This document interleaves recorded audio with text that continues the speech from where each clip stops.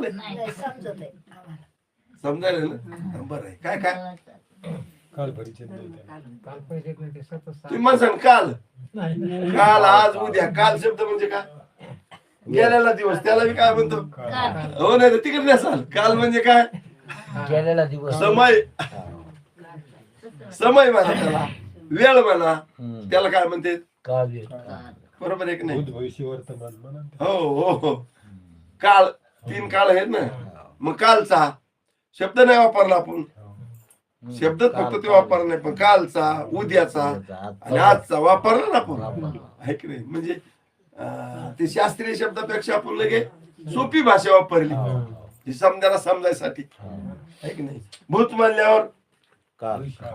कालचा दिवस हा आहे ना भविष्य म्हणल्यावर उद्याचा दिवस आणि वर्तमान म्हणल्यावर आजचा दिवस